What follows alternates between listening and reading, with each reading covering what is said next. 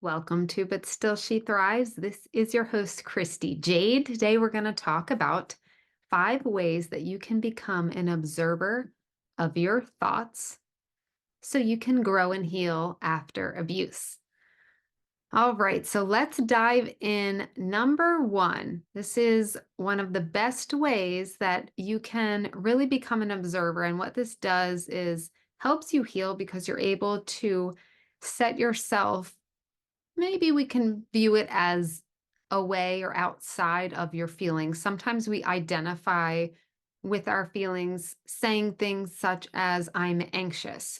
And a way to shift that is to think of it more as, I am currently having an anxious feeling or anxious thoughts, right? So, number 1 is mindfulness or doing mindful meditations. And that involves sitting quietly and observing your thoughts without judgment. And this can take a little practice, but I promise you, you can get there. By practicing mindfulness regularly, you can develop the skill of being an impartial observer. And that, when you can really do that, when you can, again, take yourself kind of out of being enmeshed with your own feelings, your own thoughts, that can really, really help you heal. So, one way to do this is start by focusing on your breath and then gradually expanding your awareness to include thoughts as they arise. And then you notice them without getting caught up in the emotional charge of them, right? Or the content of what the actual thoughts are without going into them deeper, with just being with them without judgment. Again, this can take time. This is something I do with my somatic healing. So if you want to go for a fun journey, um, it's somatic healing is just amazing. I just did a session with a client today. It was just epic. I love it. It's really amazing work. So you can always look in the show notes on how to work with me.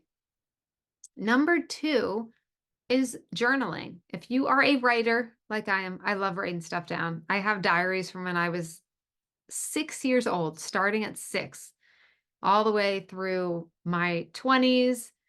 And there's some after that too, but I kept them, almost daily for a good chunk of my life. So I'm very familiar with writing and the power of writing. So you can keep a journal to record your thoughts and your feelings that come up. And by writing them down, you externalize those thoughts. And then it makes it easier for some, depending, again, you have to try these things out for yourself and see what you enjoy most. This is all customizable to you. But this can make, for a lot of people, make it easier to observe your feelings and your thoughts objectively by writing them down. And then you take the time to reflect on what you've written, noticing any patterns or recurring themes that may come up. This can help you gain insight into your thought patterns and facilitate that healing. Yes, Queen, we love to heal. Number 3, self-inquiry. So, if you want to engage in self-inquiry, you can ask yourself probing questions about your thoughts and your beliefs, right? You kind of go a little deeper, but keeping the emotion out of it, but logically going into it deeper. For example, if you notice a negative thought pattern, ask yourself, well, where is this coming from, right? Let's say you're like, oh, I couldn't do that. I could never do that. Well, why do you say that?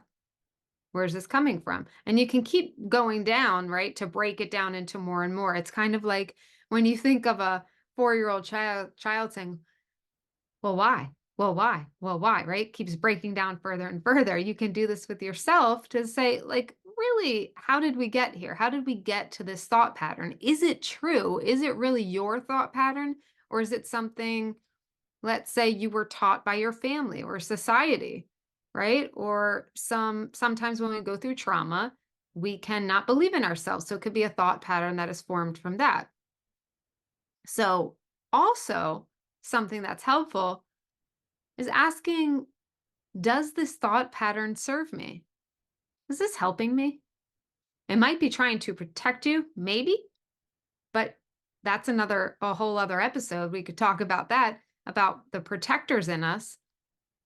But you can say, thank you for trying to serve me, but I no longer need this. I no longer want to be protected because I want to believe I'm capable of XYZ or whatever the thought pattern is.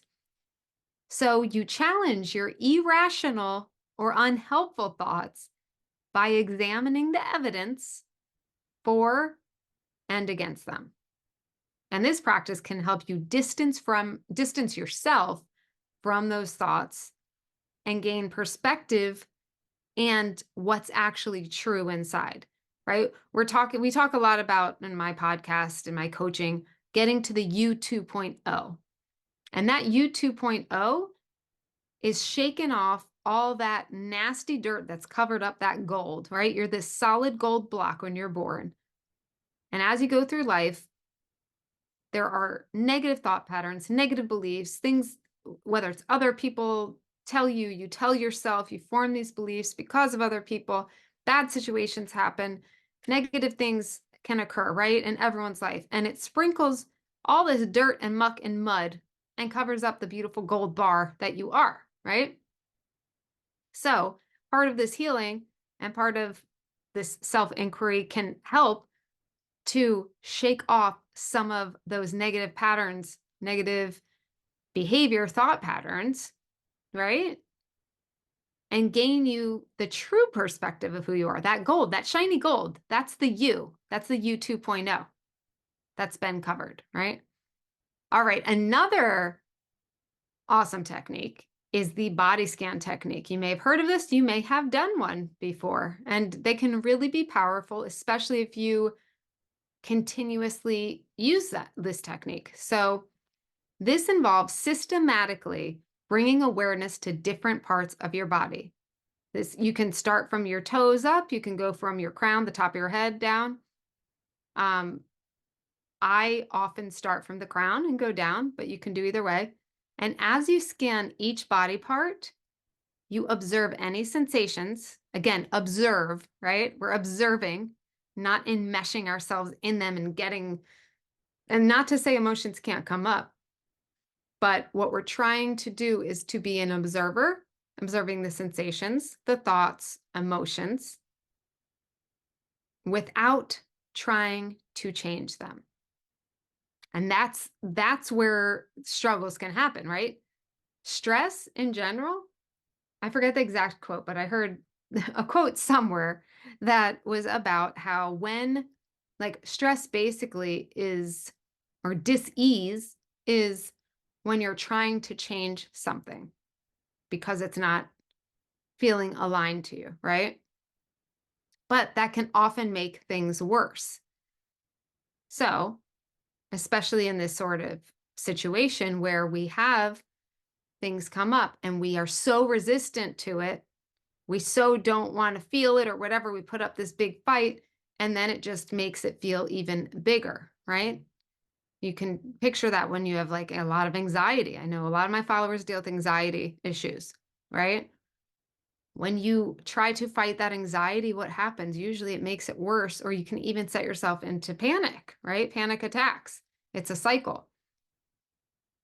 So this practice of observing can help you cultivate a non-reactive awareness of your thoughts and your thoughts' connections to the bodily sensations you have. It's all tied together, right?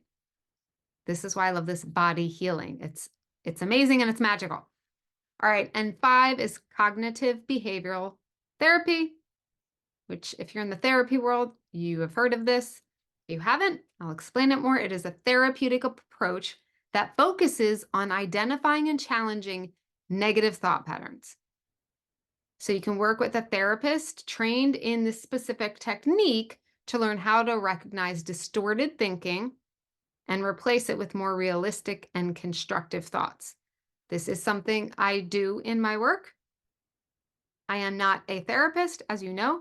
I am a coach, but I do specialize in healing from abuse and have practiced this and have had success with my clients.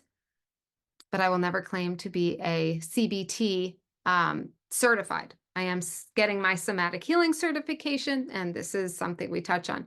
But through this process, you can become more aware of your thoughts and develop healthier cognitive habits, leading to emotional well being and healing, right?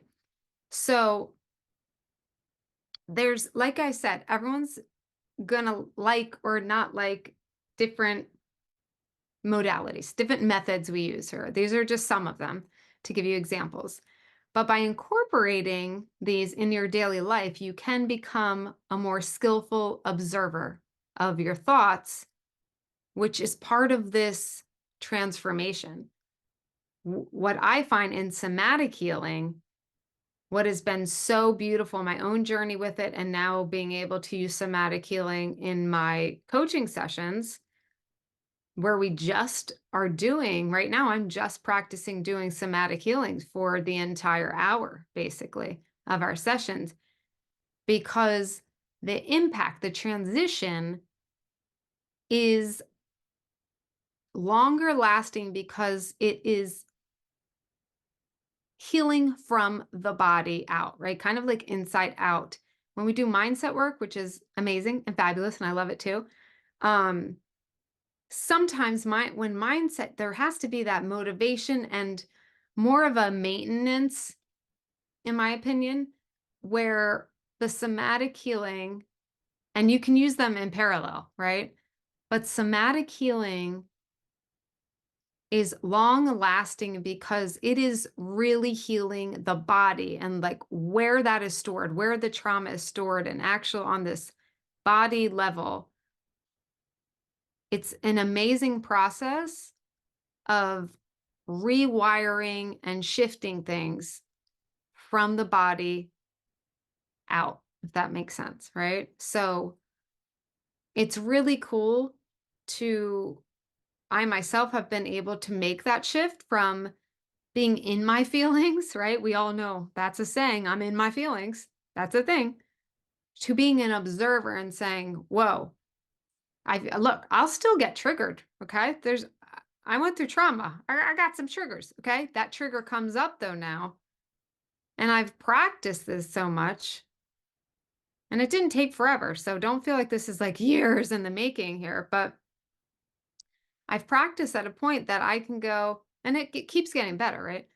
But I can observe that feeling, recognize it from an observation space, say, this is what's happening, and observe it and go through the motions of observing and like being with it, but not enmeshed with it, not taking it on as my identity, saying, yes, this is an anxious thought. And where is it coming from? Whatever I need to do to talk myself through it. Again, there's several ways. And being okay with that, saying, okay. And just doing that alone helps you heal rather than resisting or really being enmeshed with that feeling. Okay. So if you want any help, any guidance on this work, on this journey that you're on, again, just pop over into my show notes and you can sign up for a session with me. And I will see you in next week's video/podcast. If you don't know, I do my podcast. If you're listening on audio, I do my podcast on YouTube now. It's a video. You can stare at my face with my headphones on. Hi. And if you're on YouTube and you just want to listen to it to me on a podcast, I can't talk tonight. It's been a long day, y'all. It's been a long weekend. But you can go ahead and look for But Still She Thrives on basically any of the podcast platforms. So I'm all over. And then my Instagram and Facebook, I will have all those links listed in the show notes. And let's take a collective big inhale together. Inhale. And release. Woo. Here's to another awesome week. Love you guys, and I will see you soon. Bye.